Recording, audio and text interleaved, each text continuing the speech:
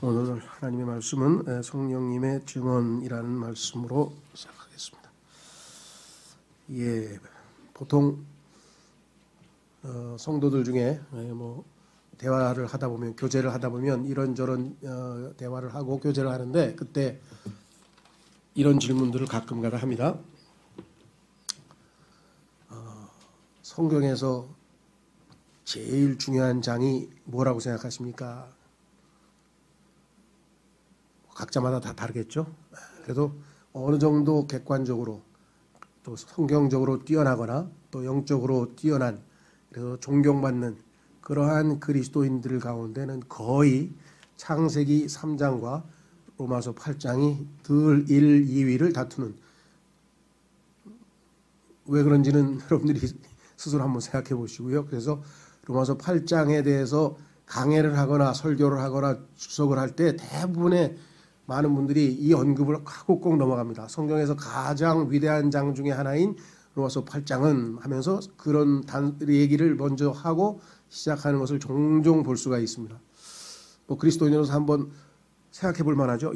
왜 이 로마서 8장이 이렇게 중요하다고 얘기하는지를 한번 공부를 한번 해보면서 본인 스스로 한번 판단해 보시면 좋겠습니다. 자, 그래서 오늘도 우리는 로마서 8장을 접하기 때문에 그 얘기를 제가 잠깐 했고요. 앞부분에도 썼습니다. 성경에서 가장 위대한 장들 중에 하나인 로마서 8장은 내주하시는 성령의 역사를 집중적으로 다루고 있습니다.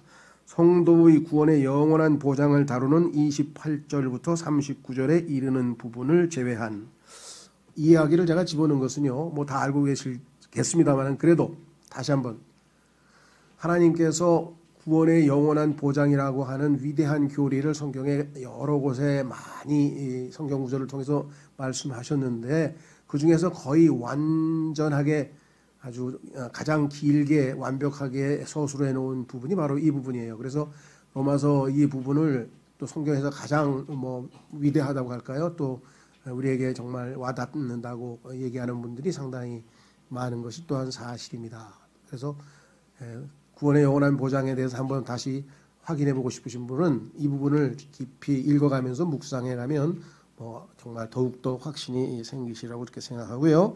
자, 그 전까지, 즉 27절까지만 해도 성령이라고 하는 언급이 19번이 나와요. 그러니까 얼마나 성령에 대해서 강조하고 있는지를 우리가 알 수 있죠.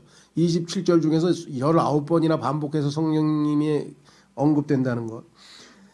그래서 무려 19번에 걸쳐 성령을 언급하고 있습니다. 오늘 본문에서는 성도들이 하나님 아버지의 아들됨을 성령께서 네 가지 측면에서 보여주고 있습니다. 자, 로마서 8장 14절에 와서야 비로소 하나님의 아들이라는 용어가 처음 나와요. 우리가 하나님의 아들이라는 말이 그 전까지는 한 번도 언급되어 있지 않아요. 그 용어가 안 나와요. 신기하죠? 로마서에 그렇게 구원에 관한 많은 이야기를 했는데 실제로 하나님의 아들이라는 용어는 로마서 8장 14절에 와서 처음으로 등장한다는 것, 이것도 우리에게 뭔가 시사하는 바가 있다라는 사실을 한번 밑에 제가 적어놨습니다. 구원을 통해 하나님의 생명과 본성을 얻게 된 그리스도인은, 자, 여기에 초점을 맞춰야 됩니다. 구원으로 인해 나는 영원히 이제 죽지 않고 영원히 하늘나라에 가고 영원한 고통의 장소에 안 가게 되었다. 그것은 사실이고 우리에게 큰 복이기는 하나, 거기에 너무 초점을 맞추는 경향이 있어요. 그리스도인들이.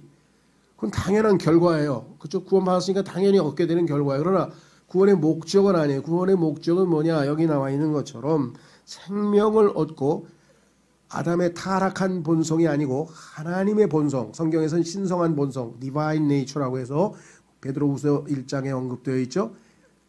인간이면 다 갖는 인지상정, 인간이 가지고 있는 성품이 있잖아요. 인간이라면 당연히 가지고 있는 성품, 슬프면 울고 기쁘면 웃고 이런 모든 인간으로서의, 그죠? 불쌍한 사람 보면 마음이 무겁고 등등 이러한 모든 것들, 그럼에도 불구하고 언제든지 죄를 향해 기울어지는 인간의 타락한 본성이 아니고 예수 그리스도께서 가지고 계신 하나님의 본성, 신성한 본성이 우리에게 주어졌다.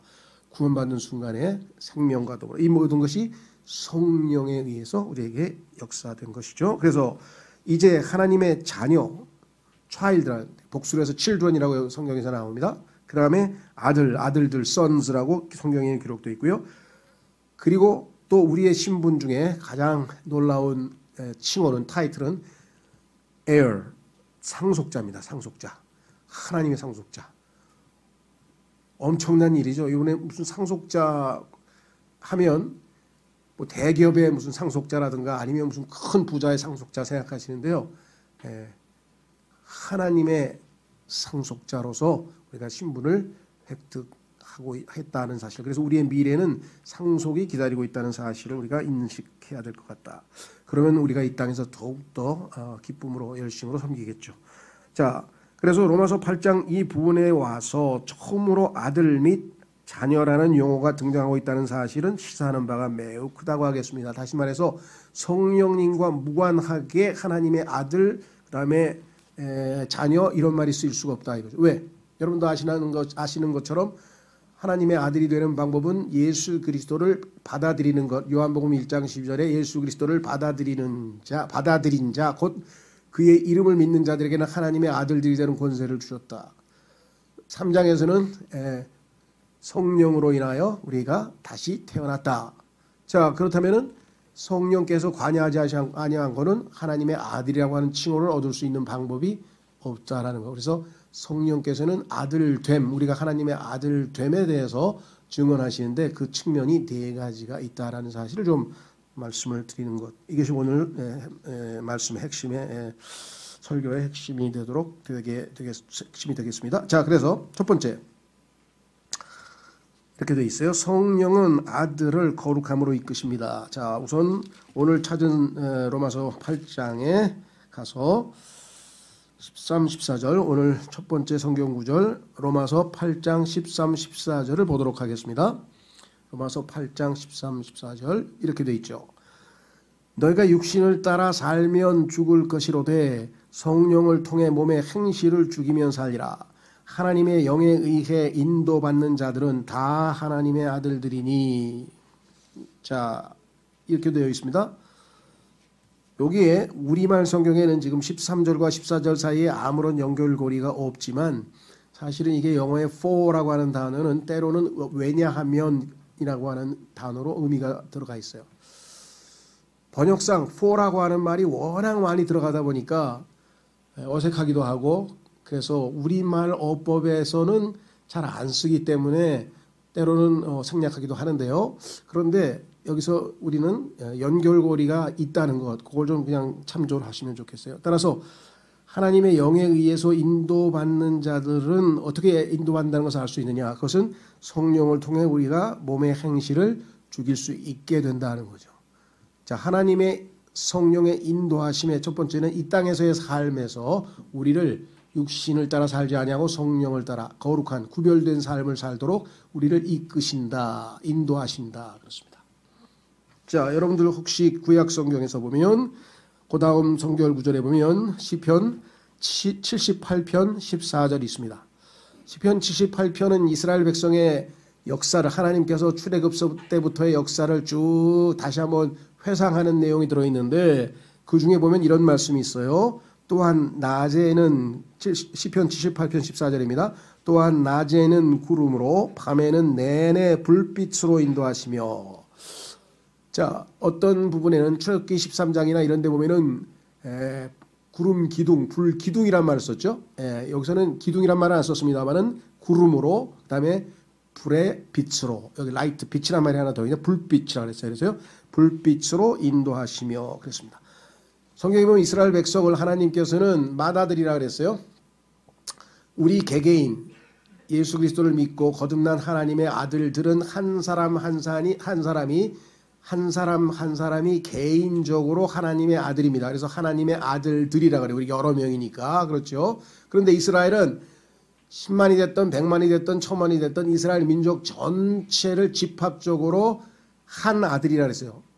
그래서 하나님의 맏아들이란 말을 출애굽기에 기록을 해 놓으신 거죠. 따라서 자신의 아들을 하나님께서 출애굽으로부터 인도해서 광야를 거쳐서 계속해서 인도해서 젖과 꿀이 흐르는 풍성한 곳, 우리도 생명만 얻는 것이 아니라 예수님 말씀하신 것처럼 요한복음 10장 10절에 생명을 얻고 더 풍성한 삶을 위해서 예수님이 오셨다 말씀하신 것처럼 그 풍성한 삶으로 우리를 매일 인도하고 계신다. 그러니까 하나님의 자녀들은 지금 계속해서 누구나 다 인도함을 받고 있다.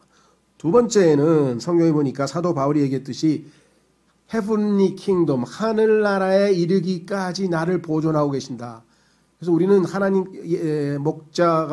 목동이 양을 인도해서 우리의 드리도록까지 쭉 데리고 인도하는 것처럼 이끄는 것처럼 우리도 마지막에 하늘의 새 예루살렘에 입성할 때까지 성령의 인도하심을 받는다. 이 두 가지 측면에서 우리가 보면 되겠습니다. 그렇죠? 예. 한 가지 주의할 것은 특히 은사주의자들이 이 부분을 어떻게 해석하냐면 하나님의 인도를 받는 자들은 다 하나님의 아들들이다. 그러니까 하나님의 인도를 못 받으면 하나님의 아들이 아니다. 이런 식으로 초점을 맞춰서 해석을 하면서 본인들이 방언하고 또 어떤 성령의 어떤 외적인 역사를 통해서 하나님의 인도함을 받는 사람들이다라고 하는 것을 강조합니다. 그런데 그들이 하는 것은 성경적 의미에서 하나님께 인도함을 받는 것이 아니고 지금 얘기한 것처럼 우리를 거룩한 삶으로 더 풍성한 삶으로 인도하시고 하늘나라에 이르기까지 우리를 인도한다는 뜻을 매일매일의 삶에서 뭔가 신비스러운 방법으로 인도하신다. 그러니까 오늘 아침에 딱 일어나면은 오늘은 지하철 타지 말고 택시 타고 가거라. 뭐 이런 음성을 들어가지고 인도함을 받아서 자기가 택시를 타갔더니 지각을 안 했다. 뭐 간증해 보면 막 이런 허황된 얘기들이 너무 많아요. 그죠? 예, 순간적으로 자기가 무슨 뭔가 그런 어떤 외적인 감각적인 그런 것을 성령의 인도하심으로 생각해가지고 무슨 밥 먹는 것부터 시작해가지고 뭐 하는 일서부터 시작해가지고 뭔가 자꾸만 위로부터 뭔가 그런 신비한 요소들을 첨가시키려고 하는데 이게 굉장히 위험한 거죠. 그렇게 되면 마귀의 속임수에 항상 노출되어 있는 거죠. 그렇죠? 예, 외적인 감각에 의해서 마귀가 계속해서 속이게 되면 오히려 더 많은 속임수를 별의별 인도하심이 다 있어요. 그러니까 정말 들어보면 야 황당한데도 그걸 하나님의 인도하심이라고 생각해요. 근데 그분들은 어디서부터 잘못됐습니까? 예수 그리스도를 믿는 순간 성경에 보니까 성령께서 우리 안에 이미 들어오셔서 내주하고 계신다고 성경에 말씀했는데 그 사람들은 성령 받으러 또 가야 되잖아요. 어디를 가가지고 무슨 강림 집회 같은 데 가서 따로 성령을 받아야 된다 그러니까 성령에 관한 한 오히려 성령을 강조하는 분들이 가장 성경에 대해서 모르는 사람이다. 제일 쉽게 판단할 수 있는 것은요. 입에서 성령이란 말이 자주 많이 나오는 분들일수록 위험한 사람들이에요. 왜? 성경에 보면 이 사람이 성령에 의해서 인도함을 받고 있으면 입에서 성령이 안 나오고 예수 그리스도가 나와요. 왜? 요한복음 16장에 보면 성령님께서 오신 목적이 나를 증거하기 위해서 성령이 오신 목적은 예수님을 증거하기 위해서 왔는데 성령을 자꾸만 증거하게 되면은 그것은 성령이 오신 목적이 아닌 거죠. 다른 영에 의해서 속는 거라는 것이에요. 이해가 되시겠어요? 얼마나 역설적이에요. 성령을 그렇게 입에 달고 사는데 그게 성령의 역사가 아니야. 왜? 성령은 자기를 높이기 위해서 온 게 아니라 예수 그리스도 아드님을 높이기 위해서 오셨다고 성경에 했으니까 바울처럼 성경에 보면 바울은 뭐야? 예수 그리스도 그리스도 예수 그리스도 그리스도 예수 주 예수 그리스도 하면서 항상 예수 그리스도를 입에 달고 살죠. 그게 오히려 성령 충만한 모습이라는 것을 우리가 기억을 해 두셔야 되겠습니다. 그렇죠? 자, 여기서 한 가지 짚고 넘어갈 것은 뭐냐? 세 번째 성경 구절에 사도행전 17장 28절에 보시면 이는 우리가 그분 안에서 살며 움직이며 존재하기 때문이라 너희의 시인들 중에 어떤 사람들도 이르되 우리 또한 그분의 후손이라 하였나니. 자, 요 조심하십시오. 이 후손이란 단어가 잘못하면 사람으로 착각할 수 있는데 아들로 착각할 수 있는데 그건 아니고요. 영어로는 offspring이에요. 출처를 얘기하는 거예요. 그러니까 하나님으로부터 나온 것이 하나님이 생명을 주신 것은 인간이지만 생명을 주지 않고 말씀으로 창조한 것도 많죠. 그러니까 이 offspring이라고 하는 후손을 잘못 해석해서 아들들로 형제로 해서 이 세상에 있는 사람들은 기독교는 이 땅에 있는 모든 인간이 다 한 형제임을 가르치는 위대한 사랑의 종교입니다. 이렇게 얘기하는 사람들이 의외로 많아요. 정확하지가 않다는 거예요. 왜? 모두가 다 하나님의 후손이기는 하지만 예수 그리스도를 통해서, 왜 예수님 안에 하나님의 생명이 있다 그랬으니까 예수님을 통해서 하나님의 생명을 받아야 우리가 하나님의 자녀가 되는 거예요. 그래서 아까 하나님의 자녀 child라고 하는 것은 생명의 관계예요. 아버지와 아들과의 관계, 생명의 관계에 있을 때에는 우리는 하나님의 자녀가 되는 유일한 방법은 뭐냐? 하나님의 아들이 되는 유일한 방법은 생명을 얻는 거예요. 그 생명을 얻는 방법은 예수님을 영접하는 거예요. 왜? 아들 안에 생명이 있기 때문에. 아들이 내 안에 들어와 있으면 그는 생명이 있다고 요한일서 5장에 분명하게 말씀을 해놓고 있기 때문입니다. 자, 그래서 여기서 이 후손이란 말이 모든 인류가 다 하나님의 아들들이다, 이렇게 확대 해석을 하면은 정말 미묘하지만 상당히 위험하다 이거죠. 얼핏 보면 맞는 것 같지만 후손이란 단어와 아들들이란 단어는 생명이 있고 없고, 그러니까 단지 창조된 창조물이란 뜻이에요. 여기서 얘기하는 후손은. 자, 그래서 우리는 첫 번째, 우리가 하나님의 아들의 신분이 되었을 때 성령께서 우리를 인도해 주고 계신다. 우리는 인도받는다. 그런데 왜 그리스도인의 삶이 이 모양입니까? 또 이런 분이 있어요. 자, 모든 양이 목자를 잘 따라가는 건 아니에요. 중간에 옆으로 새는 양이 많아요. 예수 그리스도를 인도할 때 앞에서 앞장서시는 예수 그리스도를 성령의 인도함을 따라가면 좋은데 안 따라가는 양들도 당연히 있게 마련이죠. 그렇죠? 그렇다고 해서 하나님이 인도하고 안 인도하고 계신가? 그건 아니에요. 하나님은 인도하고 계시지만 따라가지 않을 경우의 책임은 그 안 따라간 사람에게 책임이 있다는 사실 우리가 꼭 기억하셔야 되겠습니다. 자, 그래서 우리는 두 번째로 갑니다. 두 번째, 성령은 아들과 하나님과의 관계를 두려움에서 자유로 바꾸십니다. 자, 우리 오늘 성경 구절을 가보겠습니다. 오늘 본문에 보니까 15절에 이렇게 써 있네요. 로마서 8장 15절에 아까 우리 찾았던 성경 본문으로 갑니다. 예. 성경으로 가보면 15절에 너희는 다시 두려움에 이르는 속박의 영을 받지 아니하고, 두려움, 속박, 노예 다 같은 말입니다. 종. 예수님께서 말씀하셨죠? 죄를 짓는 자는 죄의 종이니라. 죄의 노예가 되지. 자, 그러면 어떻게 받았느냐? 양자 삼으시는 영을 받았느냐? 양자 삼으시는 영을 받았느니라. 그분을 힘입어 우리가 아바 아버지 하고 부르짖느니라 라고 성경이 얘기했습니다. 자, 그러니까 여기서 두 번째 요소는 뭐냐? 속박의 영, 두려움과 상관없는 진정한 자유를 누리게 된다. 그렇죠? 자, 그래서 성경에 보니까 디모데후서 1장 7절, 디모데후서 1장 7절에 보니까 이렇게 써 있습니다. 하나님께서는 우리에게 두려움의 영을 주지 아니하시고 권능과 사랑과 건전한 생각의 영을 주셨느니라. 예수 그리스도를 믿고 구원받는 순간에 하나님께서 우리에게 주시는 영은 두려움의 영이 아니에요. 다시 지켜야지, 해야지, 안 하면 벌 받아, 안 돼, 안 하면 큰일 나, 이게 아니고, 두려워하는 영이 아니고 권능의 영, 능히 헤쳐나갈 수 있는, 하나님께서 맡기신 일들을 이루어낼 수 있는 능력, 권능의 영화와 그 다음에 사랑의 영과 그 다음에 건전한 생각의 영. 이거 정말 주목해야 될 것 같아요. 그리스도인이야말로 가장 건전한 사고방식을 가지고 있는 사람들이에요. 그런데 많은 그리스도인들이 아까도 얘기한 것처럼 문사주의를 포함해서 너무나 건전치 못한 생각들을 한 사람이 너무 많아요. 그렇죠? 어느 회사에 갔더니 야, 이거 봐라, 우리 사장이 교회 다니잖아. 아, 잘 됐네. 나도 교회 다니는데. 그래서 그런 그리스도 안에서의 형제라고 하는 관계를 사적인 관계에서의 이득을 취하거나 뭐 좀 어떻게 편익을 취하는데 그런 데다 써먹으려는 사람들이 있어요. 얼마나 불건전한 생각입니까? 그렇죠? 야, 내가 살아있는 목적이 전도하는 건데 내가 지금 회사에서 이거 시간 낭비하고 있구나. 아, 이게 정말 어떡하지? 그래서 틈틈이 뭘 해가지고 막 전도지 만들고 하여간 뭐 신우회 일하고 그래가지고 직장에서 자기 일은 소홀히 하고 그러한 일이 하나님의 일인 것처럼 착각해서 둘로 나눠서 그렇게 모범이 되는 직장인이 돼서 존경받고, 아, 저 사람은 성실하고 정말 하나님 있는 사람답다, 이게 아니라 그렇게 해서 본인은 그게 하나님께 시간을 더 드리고 헌신하는 것처럼 잘못된 신앙관을 가지고 있는 사람들이 무지하게 많아요. 그래서 그 사람들을 왜 그건 잘못되게 가르쳤으니까 그랬겠죠. 그렇죠. 예.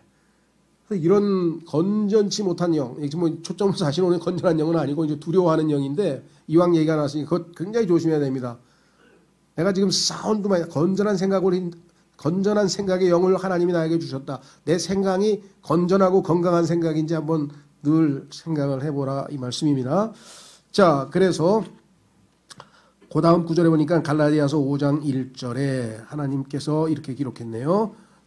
갈라디아서 5장 1절에 그리스도께서 자유로 우리를 자유롭게 하셨으니 더 이상 속박의 영입니다. 이제 아들이 됐어요. 양자의 영을 주셨어요. 그래서 우리는 그리스도의 자유를 누리는 사람이 됐어요. 그러므로 그 자유 안에 굳게 서고 다시 속박의 멍에를 매지 말라. 속박의 영을 받지 않고 하나님의 양자의 영을 받은 사람이 어찌 그렇게 다시 율법으로 돌아가서 속박 안에 놓이려고 하느냐. 이것이 또한 그리스도인으로서 가장 참 위험한 일입니다. 갈라디아서 3장에 보면은 사도 바울이 너희가 성령께서 너희를 믿음으로 인해서 하나님 자녀가 되게 했는데 어찌 다시 성령이 아니고 육체로 완전해지려고 하느냐. 그건 뭐냐면 다시 율법을 지키고 안 지키고 그 속박하에 놓이려고 하느냐. 그러면서 진정한 자유를 누리라고 우리에게 말씀하고 있는 책. 그래서 갈라디아서 전체가 그리스도인의 자유의 대헌장 이렇게 제목이 부제가 붙어 있는 경우가 많아요. 성령으로 인해서 진정한 자유함을 누리며 내가 의무감에서 속박의 영에서 이거 안 하면 벌 받아 이런 게 아니라 이것을 하나님이 기뻐하시는 일이니 하나님께서 성령을 통해서 이루실 거야. 믿음으로 내가 순종해야지. 이렇게 살지 않고 뭔가 율법을 정해놓고 이거 안 하면 안 되는 걸로, 안 하면 벌 받는 걸로, 안 하면 무슨 불행이 닥치는 걸로 이런 방식으로 신앙생활을 하면 진정한 자유를 누리지 못한다. 자, 그래서 우리는 여기에 나와 있는 양자 삼으시는 영을 받았느니라. 이렇게 성경에 이 얘기를 했습니다. 자, 이게 이제 사람들에게 오해를 불러일으키는 것 같아요. 왜? 그래도 양자보다는 친아들이 낫지. 그런 생각하십니까, 여러분들? 예, 친아들과 양자. 우리 생각에는 친아들, 양자하면 친아들이 더 뭔가 좀 나은 것 같아요. 근데 법적으로는 그렇지 않아요. 법적으로. 그래서 이 양자라고 하는 것은 법적으로 아버지의 모든 권리나 이름, 아버지의 가문의 이름을 사용할 수 있고 아버지의 권리를 상속받는 권리가 있다는 뜻으로 선언되는 거예요. 그래서 이것은 아까 child에서 son은 뭐냐면 더 자격, 지위, 아들로서의 자격, 지위, 뭐 법적인 지위를 얘기할 때 사용을 하는 용어입니다. 그러니까 참 우리가 가지고 있는 일반적인 생각하고는 좀 다르죠.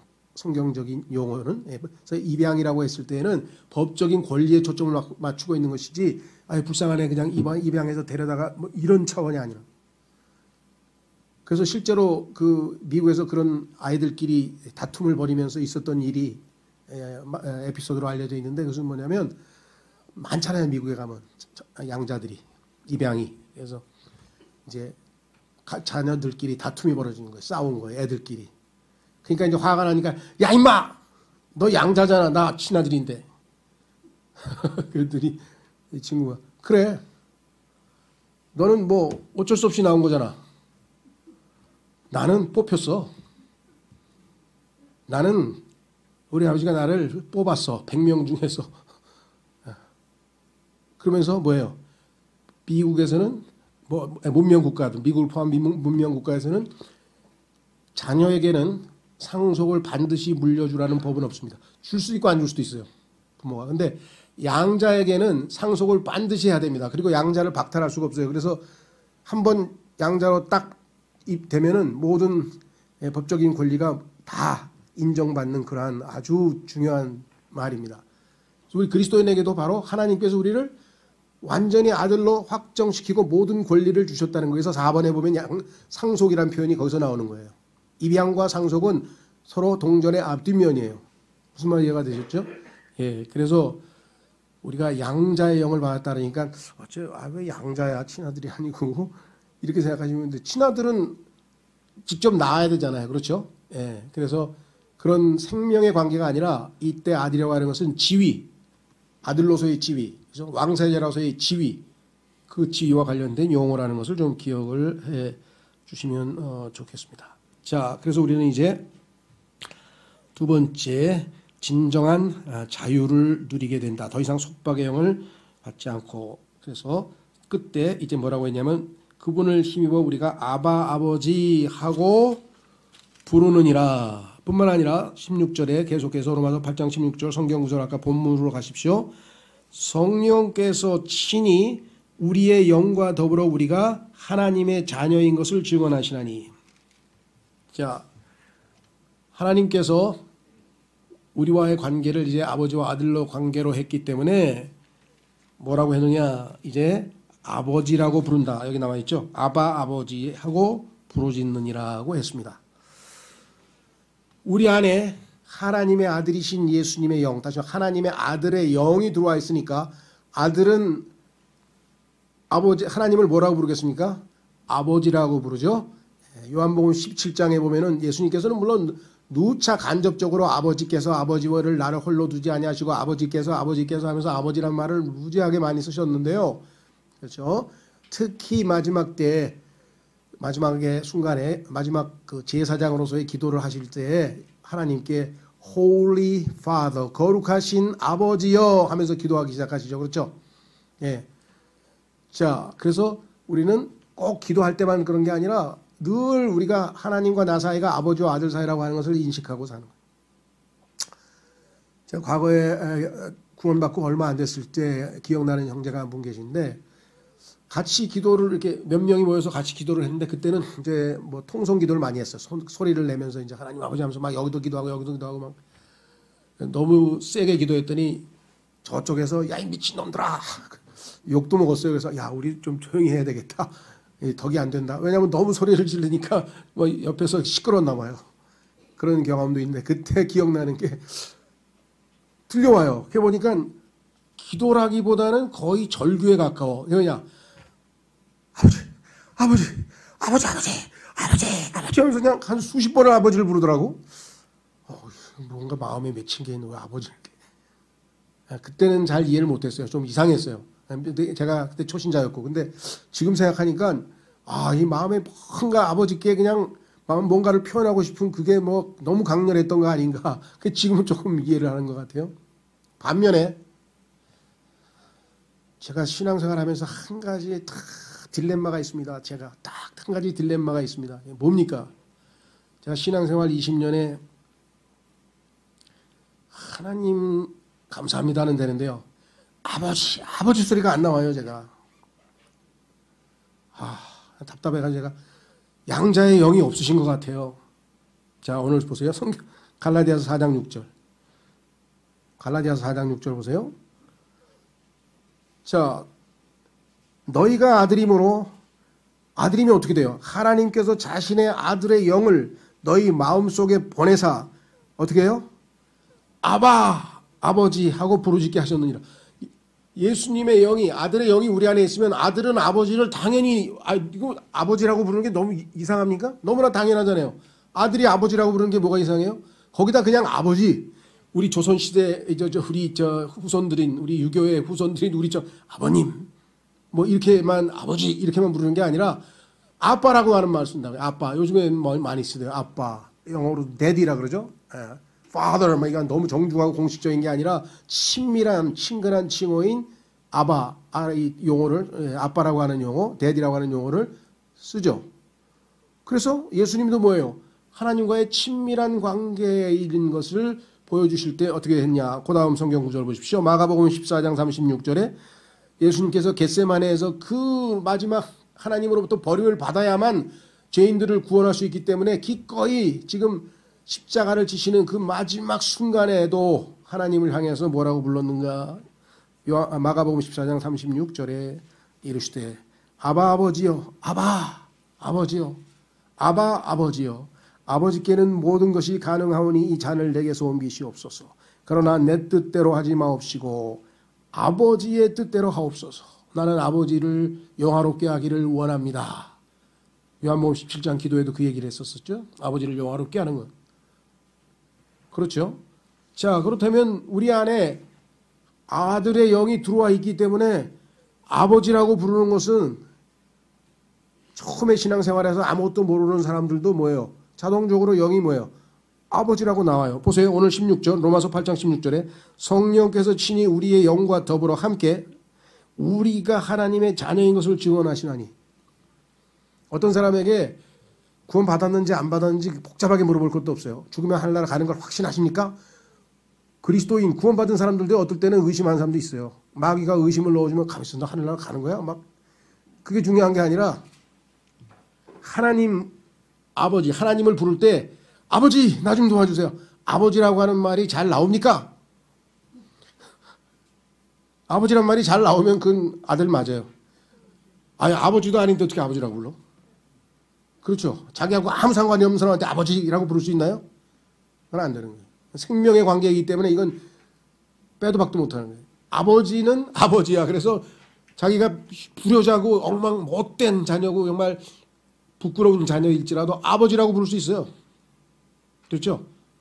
그래서 누가 보고 배우면 내가 아버지를 향하여 감히 부끄러워서 정말 부르기도 부끄럽습니다만 그래도 아버지는 아버지니까 아버지라고 부르잖아요.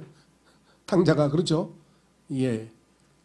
그래서 우리는 이제 이 성령님께서는 우리를 하나님을 아버지라고 이렇게 부르도록 촉구하신다고 말씀을 했는데요.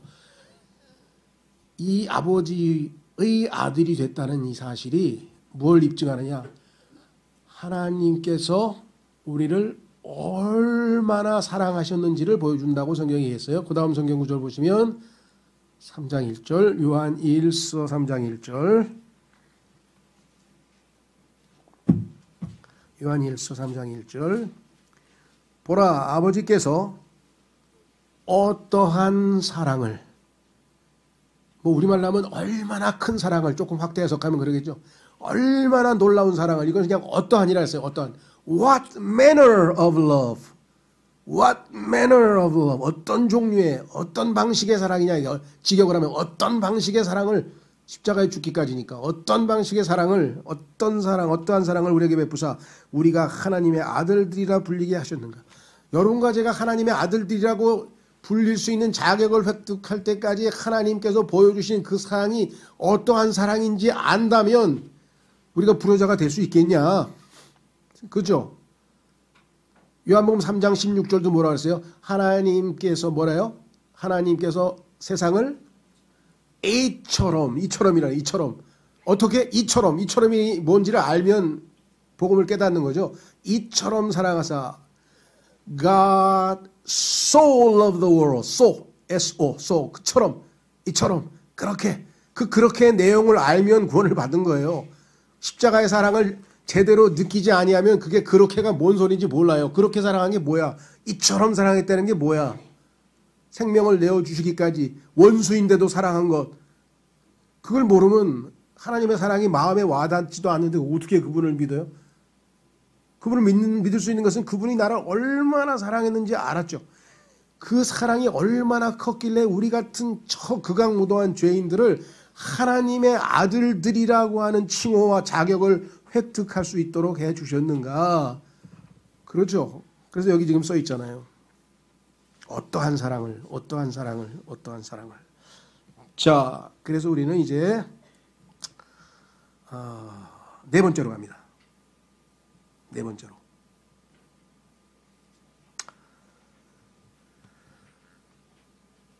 하나님의 아들이 상속자로서 받은 유업의 성령은 죄송합니다. 성령은 아들이 상속자로서 받은 유업의 첫 열매이십니다. 자, 아까 우리 본문 봤던 17절로 한번 가보겠습니다. 17절. 16장에서 이제 성령께서 우리 영과 더불어 이 문제에 대해서 제가 기억나는 사람이 하나 있네요. 예전에 저한테 물어보더라고요. 그리스도인이야. 집사님이죠. 근데 형제님, 예. 형제님은 하나님의 아들이라는 걸 어떻게 확신해? 그래서 제가 이 말씀이 성령님께서 딱 떠오르게 하더라고요.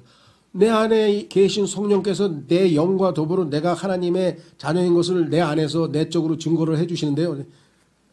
말도 안 되는 소리. 그걸 어떻게 알아? 아니 성경에 써 있으니까 믿잖아요. 그런 게 있어? 어디 있어?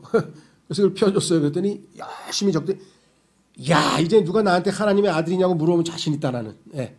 이건 나 이걸 믿는다 이거야. 그렇죠. 이 말씀을 믿으면 성령께서 내 안에서 내적 확신을 주시는 거예요. 왜? 나의 영과 함께 너는 하나님의 아들이야. 왜? 훌륭해서? 착해서? 뭐해서? 아니고 하나님의 아들이신 예수님을 믿었잖아. 그래서 너는 확실하게 하나님의 아들이야. 성령께서 하시는 일은요. 우리 안에서 우리 영과 더불어 우리가 하나님의 자녀인 것을 알게 해주신다 했죠. 증언하신다. 그러면 확실한 거죠. 그렇죠? 자, 그래서 자녀이면 자녀는 뭐예요? 당연히 상속 권리가 따르죠. 그래서 자녀이면 상속자 곧 하나님의 상속자요. 그리스도와 함께하는 공동 상속자니라. 예수님이 받아야 될 그 모든 상속을 우리도 함께 받는 거죠. 우리가 그분과 함께 고난당하면 이것은 우리가 함께 영광도 받으려 함이니라. 자, 유업이 뭐냐에 대해서는 두 가지가 있는 것 같아요. 성경에 보니까 첫 번째는 예수님을 믿고 구원받은 사람은 마지막 순간에 호련히 영광스러운 몸으로 바뀌죠. 몸의 구속. 그래서 썩지 않을 몸을 우리가 유업으로 받는다. 두 번째, 셋째 하늘에 있는 새 예루살렘. 그렇죠. 예수님이 우리를 마련하신 그 처소, 그곳. 다시 말하면 그것을 성경에서는 뭐라고 얘기했는가. 자, 갈라디아서 4장 26절 성경에 보면은 이름이 위에 있는 예루살렘이라 그랬어요. 자, 갈라디아서 4장 26절에 그러나 위에 있는 예루살렘은 자유로운 자니 곧 우리 모두의 어머니라. 위에 있는 예루살렘이라 그랬고요. 히브리서 12장에서는요. 이거를 하늘에 있는 예루살렘이라 그랬어요. 땅에 있는 예루살렘이 아니고 그래서 heavenly Jerusalem이라고 그랬는데 뭐라고 부르든 간에 우리에게 유업으로 주어진 것. 그런데 베드로전서 그 성경 구절에 보면 1장 4절에 보면 이것은 어떤 유업이냐. 썩지 않고 더럽지 않으며 사라지지 아니하고 너희를 위해 하늘에 마련된 상속 유업을 받게 하셨나니. 구원받은 모든 사람들에게 주어진 이런 유업들이 있는 것은 사실입니다. 그런데 골로새서 3장 등을 포함한 몇몇 구절을 보니까 유업에 보상이란 말이 붙어 있어요. 그러니까 보상이 붙어 있는 유업은 이것은 누구에게나 다 주는 거, 다 자격이 주어지는 게 아니라 일정한 조건을 갖춰야 돼요. 그 조건이 뭐냐? 성경에 보니까 주를 섬기는 자라고 되어 있어요. 그래서 그들에게는 주께서 보상하신다 해서 상속의 보상이라고 성경에 써 있거든요. 골로새서 3장 24절에. 그러니까 이걸 조금은 구분하셔야 돼요. 모든 사람이 다 똑같은 상속을 받는 건 아니에요. 요즘에 하도 법률 상담이라는 게 많아가지고 신문이고 뭐 텔레비전이고 막 이렇게 변호사들이 막 나와가지고 무슨 상담을 많이 하더라고요. 그 중에 하나가 뭐냐면 상속에 관한 상담이 굉장히 많아요. 막 다툼이 많고 분쟁이 많으니까. 근데 거기 보니까 뭐 예를 들면 자녀들에게 똑같이 n분의 1로 다 똑같이 나눠주는데 기여분이라는 게 있대요. 기여분. 그게 뭐냐면 예를 들면 부모님을 뭐 오랫동안 모셨다든가 뭐 일정 기간 동안 용돈을 줘서 통장해 보니까 계속 입금한 기록이 남아있다든가. 그렇죠? 부모를 모시고 뭐 한 달에 한 번씩 뭐 어디를 가서 뭐 구경을 시켜줬다든가 해서 객관적으로 기여한 부모님을 기쁘시게 한 기여한 그 기록이 남아있으면 그것을 근거로 해서 이 사람에게는 특별 기여분을 더 상속할 수 있다. 그게 법으로 돼 있대요. 야, 이런 것도 다 있나? 그래서 요게 상속 보상이구나. 보상의 상속이구나. 모든 사람에게 동일하게 다 돌아가는 게 아니라 이거는 주님을 섬긴 자들에게 그렇죠. 예, 주님을 섬긴 자들에게 주는 특별한 보상도 있는 것 같다. 뭐 자세하게 여기서 다 그걸 다루려고 하는 것은 아니고요. 하여간 보상이라고 하는 것이 죄송합니다. 유업이라고 하는 것이 분명히 우리에게 있는데 무엇인지에 대한 기본적인 이야기를 좀 했고요. 자, 마지막으로 여기서 한 가지 짚고 넘어갈 것은 뭐냐면 뒷부분을 가지고 이제 논쟁이 많아요. 우리가 그분과 함께 고난 당하면 이것은 우리가 함께 영광도 받으려 함이니라. 그래서 어떤 분들은 이렇게 얘기를 합니다. 고난이라고 하는 것이 조건문으로 생각을 하는 거예요. 그래서 고난을 당하는 사람, 즉 심지어는 뭐 박해를 당하거나 아니면 선교사로 가서 막 이렇게 어려움을 겪거나 하여간 그런 주님을 위해서 뭔가 많이 희생하고 박해당하고 고난당하는 그런 사람들만 유업을 받고 영광을 받고 뭐 이렇게 해석하시는 분들이 덜어 있어요. 상당히 많은 것 같아요. 왜? 이거를 조건문으로 보면. 그렇죠? 근데 이것은 조건문이 아니고 무슨 뜻이냐면은 아시다시피 예수 그리스도를 믿으면 예수님을 믿기 전에는 우리는 이 땅에서 어떻게 합니까? 혼자 고난을 당해요. 아무도 없어. 내가 고난을 당할 때 뭐 가족도 있고 친구도 있는 것 같지만 그거 나중에 보면 별로 도움이 안 돼요. 그렇죠? 큰 도움이 안 되고 그저 혼자서 고난을 당하는 거예요. 왜? 죄인이니까. 죄인으로 태어난 사람은 뭐예요? 성경에서 욥기 5장에 인간은 고생하려고 태어났다. Man is born unto troubles. 이 땅에서 태어난 모든 인간은 다양한 형태로 고난을 당합니다. 그렇죠? 셀 수도 없이 많은 문제들이 터지고 하여간 얼마나 많은 고난이 있습니까? 고난 없이 사는 사람이 이 땅에 누가 있어요? 다 겪죠. 그런데 예수 그리스도를 믿는 순간에 우리는 뭐예요? 그분과 하나 되는 거죠. 그래서 하나님과 함께하는 평안, 예수 그리스도와 함께하는 고난, 고난도 예수님과 함께 받는 거예요. 여기 나와 있죠. 예수님과 하나이기 때문에, 예수님 우리 안에 내주하시기 때문에. 그래서 그리스도인이 다 받는 고난은 예수님과 함께하는 고난인데, 이렇게 구원받은 하나님의 자녀는 고난은 뭐예요? 당연히 누구든지 다 받는데 그게 끝이 아니라는 거예요. 우리에게 뭐가 기다리고 있습니까? 영광이 기다리고 있잖아요. 여기 써 있잖아요. 그분과 함께 고난 당하면 이것은 우리가 함께 영광도 받으려 함이니라. 그래서 18절서부터 27절까지 그리스도인이 당하는 고난 얘기가 써 있어요. 이 땅에서 우리가 아직 구속을 기다리고 있고 소망을 기다리고 있기 때문에 우리는 이 땅에서 뭐예요? 고난을 필연코 받을 수밖에 없다. 그때 자 23절로 갑니다. 로마서 8장 23절. 로마서 8장 23절 성경 본문으로 가시면 뭐라고 써 있습니까?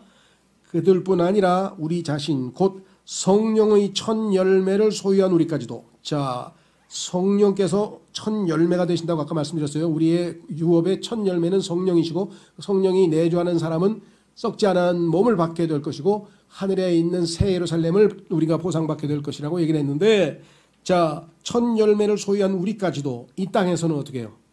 아직 하늘에 가기 전까지는 속으로 신음하고 있어요. 양자 사무심, 양자로서의 권리를 취득하는 날, 그러니까 권리를 취득했는데 그 양자로서의 우리가 권리를 행사하는 날, 그게 언제예요? 여기 써 있죠. 즉 우리 몸의 구속을 기다리고, 우리 몸의 구속이 이루어지는 그날 우리는 완전히 주님으로부터 상속을 유업을 받는 거죠. 자, 그렇다면 여기에 나와 있는 것처럼 이 땅에서는 우리가 신음하며 고난 가운데에 거하지만 잠시 후에 이 고난은 어떻습니까? 더 큰 영광이 기다리고 있다고 고린도후서 4장에 말씀하셨죠. 보이지 아니하는 더 큰 영광이 기다리고 있기 때문에 지금 우리가 당하는 고난은 가벼운, 우리가 생각할 때는 이게 가벼운 고난이야? 그 우리 생각이고 하나님 보시기엔 그게 가벼운 고난이요. 그 다음에 잠시 겪는 고난이라고 베드로전서에 또 얘기했어요. 그걸 믿어야 돼요. 잠시 겪는 고난이고, 그렇죠? 가벼운 고난이기 때문에 이겨낼 수 있다고. 주님이 우리와 함께 하시면 능히 이겨낼 수 있다고 성경은 우리에게 말씀하고 있습니다. 자, 그래서 로마서 8장 17절에 뒤에 있는 부분을 잘못하면 협박으로 사용하면 안 돼요. 우리가 그분과 함께 고난당하면. 그렇죠? 고난당하지 않고 주님을 위해서 희생하고 박해당하고 막 핍박당하고 이렇게 안 살면 영광도 없어. 그 말이 일견 맞지만 이 땅에서 예수 그리스도와 함께 고난을 당하는 사람은 그리스도인이라면 다 함께 지금 고난을 당하고 있죠. 어떤 사람은 훨씬 더 많은 고난을 당해서 성경에 얘기하는 뭐예요? 그런 생명의 면류관, 그렇죠. 시험을 당할 때도 승리하고 해서 특별한 상이 또 없는 건 아니야. 그러나 여기서 얘기하는 얘기는 지금 협박의 문맥이 아니고 소망의 문맥이잖아요. 고난 후에 반드시 영광이 기다리고 있으니까 잘 인내해서 승리하면서 살자. 그러면서 고난에 대해서 쭉 설명하면서 소망은 지금 이루어진 소망이 아니고 앞으로 올 보이지 않는 소망이니 당연히 우리가 인내로 기다리자. 그런데 우리가 인내가 약하고 우리는 너무나 약하기 때문에 우리 안에 계신 성령께서 우리를 도와주시면서 중보기도 하시면서 이겨나가도록 끊임없이 돌보고 계시니 힘내자. 얼마나 놀라워요. 그렇죠? 그래서 이 문맥을 비틀어서 자꾸 또 성도들 옆에서 마치 난 뭐 주님을 위해서 고난당한 게 뭐가 있어. 난 잘 먹고 잘 살고 좋은 차 타고 다니고 난 텄네. 막 이렇게 또 막 이상하게 생각하는 사람이 있어요. 전혀 그렇게 생각하시면 안 됩니다. 어떤 형태로든 작든 크든 우리는 예수 그리스도와 함께 고난을 당합니다. 그러나 우리에게는 영광이 기다리고 있다는 명백한 사실을 우리가 놓쳐서는 안 되겠다라고 하는 사실을 우리가 분명하게 기억하시면 좋겠습니다. 자, 그래서 오늘 성령께서 우리에게 지원해 주시는 네 가지 사실을 통해서 우리는 성령께서 우리가 하나님의 아들이니까 인도해 주시고 간다. 인도자가 있어요. 우리를 앞서 가시는 분이 계세요. 그분을 잘 따라가기만 하면 됩니다. 두 번째, 내가 하나님의 아들이 됐다는 얘기는 얼마나 하나님께서 나를 사랑하셨는지, 나는 지금 하나님의 사랑을 받고 있는 자다. 로마서 5장 5절에 의하면 성령께서 우리 안에 하나님의 사랑을 넓게 부어놓으셔서 지금 가득 차 있는, 사랑이 넘치는 그러한 우리 신분이 되었다라고 하는 것이고요. 그 다음에 뭐예요? 마지막 순간에 우리는 영광스럽게 고난을 통과하기는 하지만 잠시 가벼운 고난을 받고 훨씬 무거운 영광과 영원한, 대비가 되죠? 잠시 영원한, 잠시 받는 고난, 영원한 영광, 가벼운 고난, 무거운 영광. 무거운 영광이라고 고린도후서 4장에 써 있어요. 너무 영광이 커서 무겁다 그랬어요. 얼마나 큰 영광을 누리게 될 건지를 한번 생각해 보십시오. 예수님이 아버지와 함께 누리던 그 영광을 우리에게도 주셨다고 요한복음 17장에 예수님께서 기도하셨잖아요. 그렇죠? 예, 그래서 그리스도인이 하나님의 아들이라고 하는 자격을 얻는 순간 성령의 역사고, 성령과 더불어 영원토록 인도하심을 받고 하나님의 사랑을 받고, 그렇죠? 나중에 높임받게 될 그러한 너무나도 복된 인생을 우리가 지금 살아가고 있는데, 그중에 우리가 왜 한 가지 부정적인 요소, 그 고난, 그 어려움, 그것을 우리가 자꾸만 그것에 압도당해서 우리의 신앙생활이 활짝 활력 있게 되지 못하는가 한번 깊이 생각해 보시고, 주님 성령님의 증언으로 인해 확신을 갖게 하시고 믿음으로 이 말씀을 붙들고 살아가는 올 한 해가 되도록 도와주십시오. 다 같이 기도하겠습니다.